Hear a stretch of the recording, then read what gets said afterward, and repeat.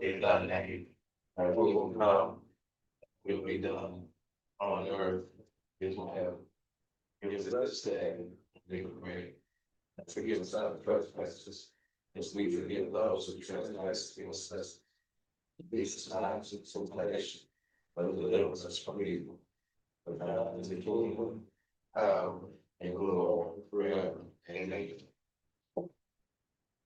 Congratulations to the flag of the United States of America, to the republic for which it stands, one nation under God, indivisible, with liberty and justice for all. Come back to sign those papers. I'll be back here tomorrow. Come on tomorrow. Madam Clerk, will you call the roll, please? Miss Miller, Here. Miss Davis, Here. Mr. Messina, Present. Dr. Miller, Here.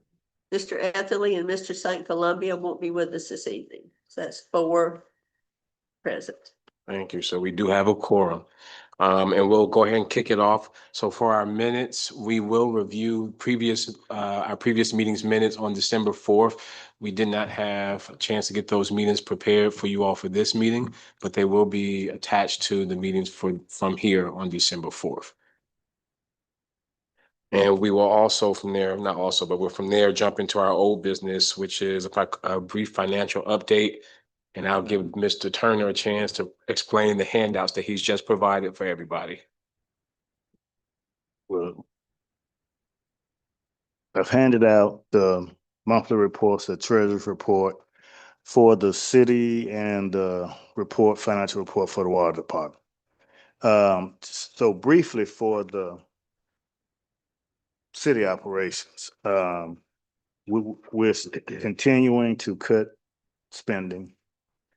And as you can see, in the October report, our expenditures were for the month of October were $570,000. So that's down slightly from $574,000 in September. So we're steadily cutting expenditures. And we are also continuing to experience a gain from operations. And in October, we experienced the gains in operations of $151,185. So we're doing good as far as operation and cutting costs. I've also given you a list of claims.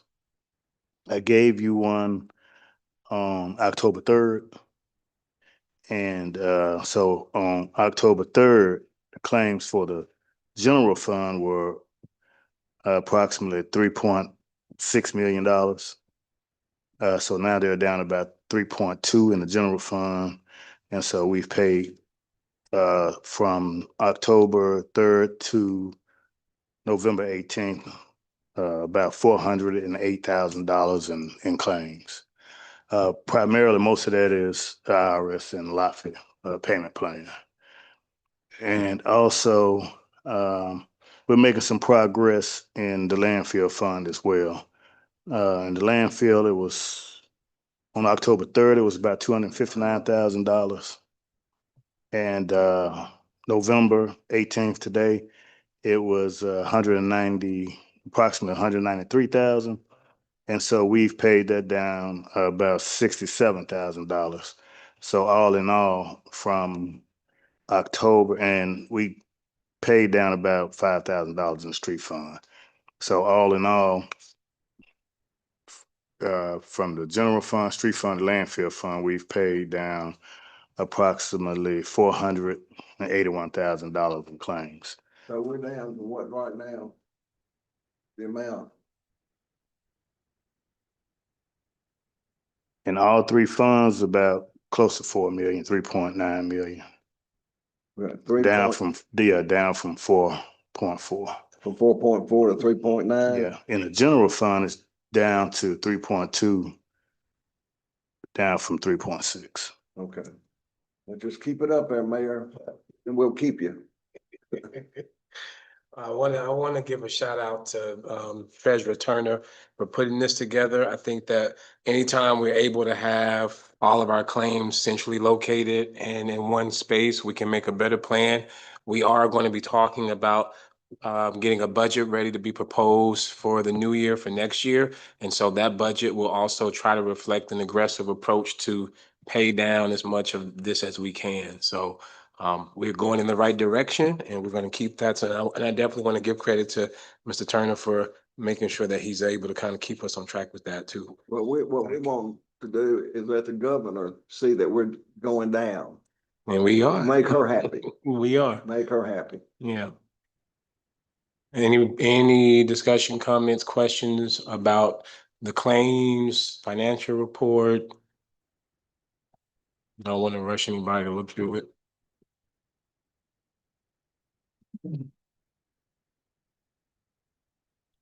If there are none, we'll move on. I'll let you all continue to peruse that and we'll move on as well to our new business. So for our first order of new business, you will find on page 1 in your packet, this is a list of commission plan, this is a list of the potential members for the commission plan or for the airport commission, excuse me. These names have either been involved with the airport commission, have been recently appointed under previous administration. One of the changes that's been made for the commission, if you look to the far right in your packet, there's an appointment term that's been staggered. This was intentional to make sure that when new people roll off or roll on and certain people fulfill their terms, we can get new personnel on there as needed and make sure that they're compliant with the rules and regulations that they're supposed to follow. So on this board and commission, you have some experienced pilots, you have stakeholders from the community as well. This is a pretty well-balanced commission and I'm bringing it to you all through the packet to see if to ask if we're ready to make a motion to confirm.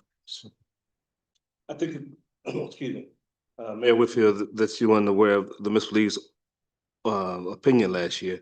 It's fine for us to do this, but we got to do it by ordinance. So that we can, yes, so we can establish all of these by ordinance. The mayor's nomination and council confirms, these are Mayor Whitfield's nominations. We can tacitly approve them tonight and then come back at the next council meeting and say, okay, here's the ordinance that establishes and then make sure we do it. So we so we continue to move forward if that's what you all want to do, but we still need to adopt it by ordinance because. Are you saying we're gonna have 6 instead of 5? Directors? That's why you have to do it by ordinance. The ordinance currently calls for 5. You can have 5 to 7. 5 or 7? Yeah, I think it's 5 to 7, but I'll check. 5 to 7. Yes. So we don't have to do anything. This is fine right here, right? Well, when you pass the ordinance, you'll be establishing, you may want to look at, if you're expanding it, you may want to go to a full 7. But Mayor Whitfield does the nomination and you all do the confirmation. Now, this looks pretty good to me, what we have right here. I guess the question is, do you want a 7-member board or do you want to leave it at 5? Go 7, let me know, we'll go 7. I think, so from what I've been able to gauge from the conversations with those that are on the board, I think 6 seems to be okay. I don't necessarily know if we need to expand that into a much bigger commission. I think the thing that I liked the most was they staggered the appointment terms. So this way you can get new people onto that commission to get experience, to bring different perspectives, to bring different priorities, but also not lose a ton of experience in the process. Now, this is fine with me. Depends fine with everybody else. Right. Because for the public's sake, what we're doing is basically reconstituting the board. Because Mr. League was saying, because the appointments are so out of date. Support Monday is the only one that's been appointed in recent memory. And it's so out of date that basically what we're doing is reestablishing the entire board. It's what we're doing. So in the ordinance, Mayor Whitfield, you're saying that you want the ordinance to say 6 members? Yes, yes.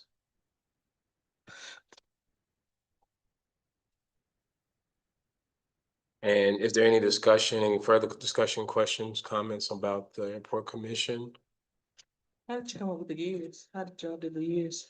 So speaking to a couple of the members, the the commission obviously stands to benefit the development of the airport, the maintenance of the airport, the branding of the airport, everything that makes it run. And so keeping folks on here, I think it made sense to have experienced pilots, people that have had experience either working at airports, owning hangars, flying planes. Otherwise, I feel like we don't know necessarily what we'll get from a management point if we're putting people over an airport commission. So part of it was the practical experience of people that have some insight, some wisdom on what it takes to run an airport, but while also staggering the terms makes it possible to bring new people into that arena as well. So the whole point of it is we can rotate people in while not losing a ton of foundational knowledge if you have a big project going on, because to do that with an entirely new team might set that project up for failure. So is that a concern? Is that a? I just Oh, want to know how Okay. y'all came up the years. okay. Good question. So what we will do is we will get an ordinance together and make sure that complies with what this list is calling for. And usually the ones you have on here right now are experienced with the Yes, airport commission. yes, They've been on it for a long time and they know what they're doing. yes. So that's, The experience level ranges, and not everybody has the same level of experience. As City Attorney Valley says, Zipporah Money was the newest appointment, and she definitely represents someone that did not come from a previous background of pilot experience or having a license. And since she's joined, she's been gaining that experience. now who was that now? Zipporah Monday. Ms. Monday? Yeah, Zipporah Monday. I think In Paul Rodale. Oh, well, was that the term, was that the person pointed? Well, what happened as a technical matter, Mayor Franklin appointed Paul Rydell, but then we went through the whole discussion, Mr. Lee was saying, well, the board is basically defunct. And so he was placed there by Mayor Franklin. But in the interim, he's been meeting and et cetera. We've been trying to establish the board properly again. So he was the last appointee, but I don't know if he's actually served. Okay. But he was appointed this year.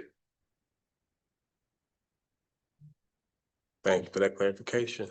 Anything else on this? So we will get an ordinance together and we will have that prepared for us for our December 4th, our next council, December 2nd, sorry. Thank you. Thank you, Fred. Mayor Whitfield, the statute says 7 members. Well, we're required to have 7? 1459, 359, 104 says 7 member. It previously said, I'm reading now, it says 14,359, 104 says 7 members. So you still would have one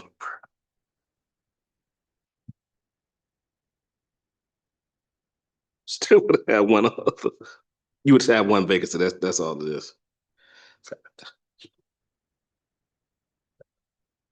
Thank you. All right. So we will prepare that and make. Then I'll prepare that and have it ready for you. I think we can get that done. Thank you. You're welcome, All right. sir. Into our second business of order today, in your packet, starting on page 2, all the way to page 4, you will find DRA and AUDC grants for waterline improvement and landfill updates. These are 2 awards that we have recently received for improvement, $2 million in total for improvement to waterline replacement in some critical need areas. I've been talking to Mr. Saeed Rose and Mr. Ken Weiland about how we can start surveying that and making sure that some of our highest priority areas are addressed. And then as well, there is a $500,000 grant as part of this. That's for the landfill. There was discussion for whether that $500,000 would be best used for a new leachate treatment system at the landfill, or if it would be better used for pumps, for sewer pumps, and they went the route, they're wanting to go the route of pumps. That's what the original grant was for, and so that's what they're asking for now. Again, page 2 gives you the total breakdown for all the fees, inspection, construction, administration, et cetera. So you can see those totals. And this sample, the resolution that you will see on pages 3 and 4 is to give and grant permission to use these funds for those respective projects. I got a question. Right here it says other fees, 7,500. What are the other fees? So there is, for the Delta Regional Authority, there were possibly subcontract opportunities. There are also possibly fees for the people, the firm that's preparing this for us, East Arkansas Planning Development Commission. So yeah, so they're the ones that did the grant for us essentially. So we didn't have anybody to necessarily put this grant together for us from our administrative office. This was done from them. So, Okay. yeah. Right, and that's, he said origination fees. Yeah. They're entitled to the fee for producing the document, doing the grants, et cetera. That's basically. Okay, those are likely the what ones it is. that came in and talked to us. Is that the? East same Arkansas people? Planning. That's about a month ago, 6 weeks ago. I believe this project sits out a little further than that. About 2 Yeah, months ago. Derek, is probably that further what we're than that. talking about? Remember they came in here about five? Yes, five, we had six, a public hearing one night. I believe that's what you're talking about. And this is what this is for, that $7,500? Yes. Putting it together? No, I think, well, the people, I believe they came here a longer, further out than 2 months ago. Right. Because we've gotten this grant. This grant was awarded right around the time that I was appointed, but they were waiting for a new mayor to be in office to make sure that we got the funds. So I think this would have happened, you all would have had this conversation for this grant, I want to say closer to about a year ago. Oh, no, it wasn't that far. Yeah. Was it, Ms. Miller? It was about 2 months ago at the most. Mr. Messina, I think you're confusing the award date with Thank you. the application date. I think you're speaking in terms of when we were awarded the grant, when it came around the time of Mr. Mayor Whitfield's appointment. There's also another loan that Ms. Ramsey just brought to attention, the NARC loan. That's what we came and got a resolution passed for, to have me as an authorized signature on those funds as well. So that came up about a month and a half ago. I know, yeah, we had that, and that's also for water line replacement. Okay, as long as y'all know where that money's going. That's all that counts. So thank you, Mr. Messina. Is there a motion to authorize me to make sure that these funds are used for these projects respectively? I make a motion. There's a second? I second. Thank you, Dr. Miller. Madam Clerk, will you call the roll? Ms. Messina, Yes. Ms. Davis, Yes. Ms. Miller, Yes. Dr. Miller, Yes. 4 yes. Thank you. Motion passes. Thank you.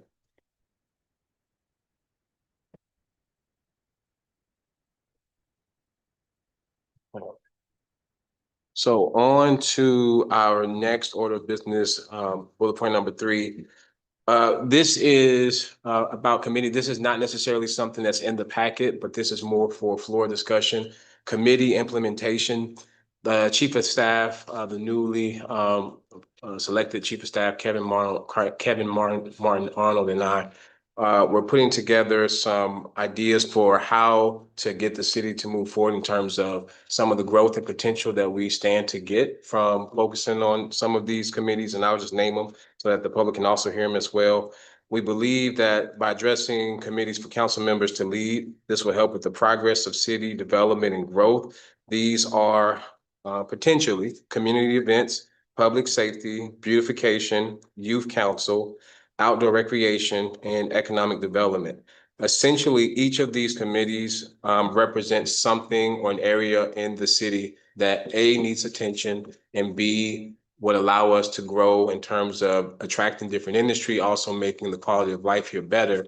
And so what we're asking is, we're wanting to introduce on the floor right now, is a conversation around committees that we can all lead as city council members to make sure that we're getting the public involved. We are pushing forward with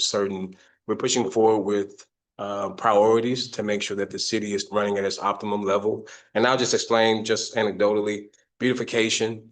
Through my time as the director for the Chamber of Commerce, this is one of the priorities that a lot of citizens are feeling like they want to see happen, whether that's the creation of pocket parks, the restoration of our parks around the city, our public parks. We don't have a Parks and Recreation department right now. That was dissolved some time ago. And while we are maybe getting ourselves together financially to make sure we can reestablish that in the future, having a committee to focus on that would be great. Similarly, economic development. How do we get industry to come in, potentially thinking about certain incentives that are going to make investing here attractive? Because if we think about our downtown financial district here on Cherry and Walnut, if we think about Plaza Street, how are we going to incentivize potentially getting people to use and land in these spaces? So those are just some of the lines of thinking and ideas that are part of this approach. And I just wanted to introduce that to the floor for conversation around if there is a committee that you think you would like to lead, if there's a committee that's not on here that you think might be more priority, where are we as a body, and what do we think about that? I mean, I think it's a great idea. I think it's an opportunity for us to be, involved with our constituents, and it gives the constituents the opportunity to have a bigger voice and participate in the moving, moving and going forth of the city. I think that myself personally, I would like to see the list and then like a brief description, and I could probably give a better, So, decision then yeah. of something I might want to participate in. Yeah. So the list is, we are open to making sure that this list is reflective of what the city needs. And more or less, the list as you're seeing it here is what it would entail. Initially, youth, we have to focus on our youth. We have a huge talent drain and we're not retaining a lot of that talent. How are we empowering our kids to stay in this community, but also empowering them to make sure that they're stepping into leadership roles? So more or less, these 6 would be the 6 that we would focus on, because each one of these, we stand to gain a lot of progress for the city. Quality of life would improve. We would stand to gain leaders, young leaders that would start to make sure that they can step into certain roles. So I do appreciate that, Mr. Miller. And this is just an initial conversation, obviously, and I'm curious to know what everyone else thinks about it as well.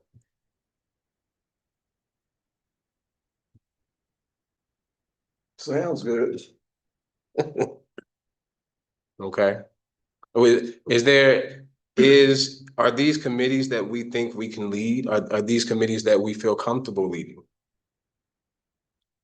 Because I'll tell you, from just being a resident here, from being someone that's grown up here, these areas desperately need our attention as a city.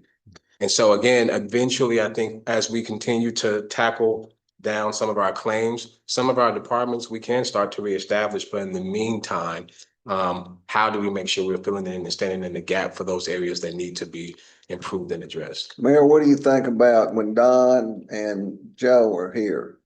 They can give more input. Yeah. Well, yeah, this is not going to be decided today. Yeah. But yeah, this is just an initial conversation. Yeah. So this would be an ongoing, ideally, this will be something that will be adopted soon, because as a body, we have to agree and take this on. But just doing a temperature check to see what our thoughts are. Miss Miller and Miss Davis, do y'all have any thoughts at all? I'm interested, but I think I'm like my brother. I think it's very difficult for me to commit to things unless I have a little bit more information. It sounds good in theory. So, and I know that you've worked out what you want to see done. So, I mean, as soon as we have something to sort of roughly understand what is it that we would be doing, what sort of time commitment are we looking at, what are our responsibilities, what do we need to bring back to the body, that sort of thing. then, I mean, it looks good to me. Thank you. And so, and we'll bring a formal proposal, but obviously this is going to be, even if the committee's changed, I wanted to make space for that. This will be something that will be flushed out. And the type of commitment this would be, ideally, each city council member would head one of these committees with constituents in the community that either A, have experience within that particular area, or B, want to help, because we do have a ton of citizens here and residents here that want to volunteer. So that's the plan. Those minutes and developments will be brought back to the city council. And so we'll flush out what that looks like for sure. This was again to gauge interest. So. Question, Yeah. so, for instance, the youth council, would that tie into a department that we already have, like with our, parks and the pool over across the levee? I mean, is that sort of what you're doing is? So the youth council, particularly in a lot of cities, this is its own establishment. Sometimes someone in the administrative office leads that initiative. As we're trying to be mindful of salary cost and understand that we can't necessarily right now go out and give somebody a full-time salary. Or maybe it might not be the smartest thing to do a part-time salary for this at the moment. City council members getting involved with this could be helpful. And the approach here would be to prime students that are wanting to get involved in local municipality government, give them that opportunity to get some experience. Our youth here have a ton of ideas in terms of what they want to see, what would keep them here. Like I mentioned, we do have a talent drain, and the sentiment is you have to leave to go and be successful, when that's not the case. I mean, and as long as that is the case, we'll continue to drain. So this is an attempt to slowly reverse that and give kids a voice, give them a chance to show that their priorities matter too. So yeah. So it would normally, in a bigger city or in a city that has a little bit more of a bigger budget, it would be someone through an administrative staff leading that. But this would be its own entity where youth are able to come together, have bi-weekly meetings as is established by the committee that's leading it, and have those ideas and thoughts represented here in front of the council. Mayor, could you expound on what other cities are doing this? Oh, absolutely. You have this in a lot of major cities, Memphis, New York City. That's just a question someone just texted me. Oh, Go yeah, ahead. yeah. So Memphis, New York City, and it's not just big cities. I believe Little Rock has a version of this as well. It's to show that we're not overlooking the youth, and that's a conversation that we have to make sure that we continue to keep at the forefront, along with these other things. Outdoor recreation, we're the third fastest growing state in the country in terms of where people are moving to, and so one of those reasons, quality of life, cost of living, but third, access to outdoor recreation. And we have the third largest river here in our backyard. So while we don't have a Parks and Recreation department, it doesn't mean that we shouldn't be having that conversation. So yeah. I think it's a good idea. I too would like to know, description, a little bit more information about each one. Absolutely. Absolutely. I know we don't have funds, but I think with some of the committees, some things can be done. It's a start. Well, thank you. All right. So what we will do in terms of that next meeting is make sure that we put together exactly what that can look like and a working example of how these groups will report back to the council, who makes them up, even meeting times and et cetera. So thank y'all. If there's no further discussion for that, we will move on to our fourth bullet point, our city street aid project. This is on pages 5 and 6 in your packets. If you follow the official City of Helena-West Helena Facebook page now, that was launched about 2 weeks ago. This was announced on the social media site. So there is an opportunity for the city, and I believe we've been awarded this in the past. Some of our roads need some work in terms of overlay. We have potholes. And we have a lot of areas around the city where there's North Helena, Kentucky Street, James Street, Springdale. I mean, we can do a spin wheel and pick. Pages 5 and 6 detail what the program looks like. We've launched a poll and we've gotten a lot of good feedback in terms of citizens, areas that they want us to focus on. And I don't know if I said it, but it's up to $300,000 is what it's up to. And the deadline for this, I want to say, is the first weekend in December or first week in December. So we are going to work with the department heads in street and sanitation and take that feedback from the survey that the public addressed and worked on. And we're going to put together a plan to ideally tackle some of our worst hit areas in terms of roads that need overlays. So just to inform you that we will be going for that particular grant. Any discussion, questions about that? No, but I'm happy with it. Yeah. Our next order of business is our city vehicle ordinance. This is a draft of an ordinance that has been put together, and this is pages 7, 8, and 9. So as mentioned, I've sat down with Treasurer Turner numerous times now and talked about some areas and ways that we can potentially start to make sure that we're not spending needlessly and being good stewards with our money. One of the areas that I particularly want to address is making sure that our city vehicles, we're being good stewards with our city vehicles. And in some instances, we have some personnel that have multiple city vehicles that they're using. We have some city vehicles that are being used outside of the line of going to work into the job site. And that's not what those vehicles are for. And we want to make sure that department heads are aware of that, which I did send an executive order for on November 4th. I did send that out, but I also want to make sure that no matter who's sitting in this chair, this is something that is consistent around just being good stewards of city equipment. And so I wanted to give you all just a second but that's the heart of what this is. And I wanted to give everybody a second to look at the draft and share their thoughts about that. I think the mayor's executive order is sufficient. In our personnel handbook, we have 6.2 that already addresses it.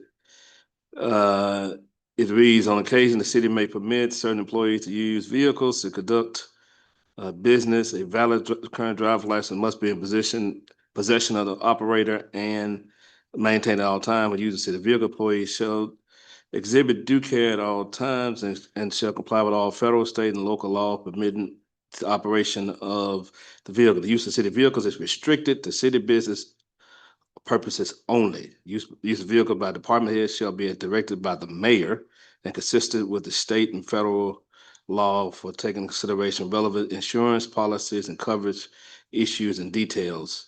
Employees other than department head using city vehicles shall not pick up or transport any private parties nor not directly involved with the work of the city without prior permission of the mayor. Employees may transfer spouses in city vehicles when attending conferences or meetings. Employees using city vehicles are individually responsible for all fines, penalties, access to the employee as a result of speeding tickets or any traffic offenses for which the employee is cited using city vehicles. Deaths or accidents involving city vehicle must be reported immediately.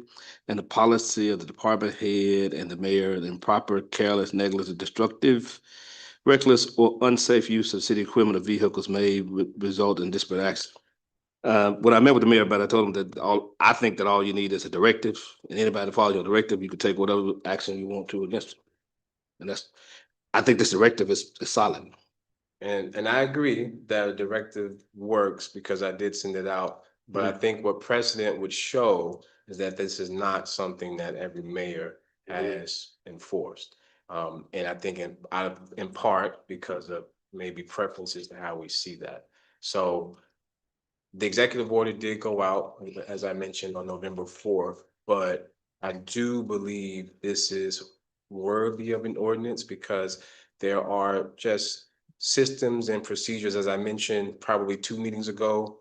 Our overspending has ballooned in areas and ways just because we haven't had some oversight on some things that need it. So whether I'm in the seat or somebody else is in the seat, I do think this is ordinance worthy. And we want to make sure that we're just being good stewards of things that our taxpayers' dollars are going to. So this is not necessarily a plea for a vote tonight. I just wanted to give this ordinance out to let you all know that this is something that will be introduced, and it will be something that's cost effective, and it's also going to go a long way towards our maintenance of our vehicles as well. So I have a question. In a situation like that, if you have I'm gonna use this term, it's probably not the right legal term. But you introduce a supplemental, I know it's probably not to. That's correct. It's just an amendment to the. Okay, so it would be referred to as amendment. Yes, we'll be amending the sections that Gotcha. that's not there. Okay. I think So that it doesn't nullify what's existing, it just. it amends it to the extent that it's in conflict with it.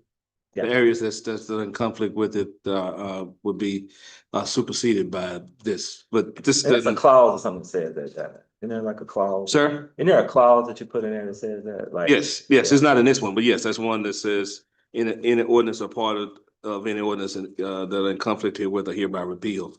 Yes, sir. The mayor met with me about it. He issued the executive order after meeting with me. What each mayor has done is the discretion. I understand completely what the mayor is saying. Yes, sir. And I think that my position in the past, the city also had a policy that was repealed at one point. That every city vehicle had to be identified with a sticker, a tag, so you know it was a city vehicle. We had those policies in place as well. Good stewardship is always appropriate. Yes. I would just point out what the policy is, so y'all know what the policy already Yes. is. It's in the personnel manual, and everybody's Yes. signed to that personnel manual. And anybody violated that is subject to discipline by the mayor. Yes, sir. And the mayor's in charge of all employees of the city, with the exception of those who work for city clerk, and the one employee work for city attorney. I have one secretary. Everybody else answers through the mayor. And none of those employees that now work for the city clerk or for the city attorney have vehicles or used vehicles for the city. So this would be everybody that uses a vehicle with the city. thank you, Dr. Miller. And any other discussion before moving on to new business? I think it's a good policy. I'm not disputing what you're saying. All right, thank you all. I'm going to, moving on to the next order of business, I'm going to swap or cover 7 first. It kind of goes back to what I mentioned during the the budget report, but Treasurer Turner, Chief of Staff, Kevin Martin Arnold, and Ms. Ramsey and I, we are going to talk about our budget we've already started talking about the budget yesterday for this upcoming year. And so we are going to make sure that we try to get that out in a timely fashion. And I want to repeat that the proposed budget will make sense for making sure that we are paying down our claims responsibly. So that is one of the focuses that's one of the biggest focuses that we're going to have for that. So you will see that proposed budget soon.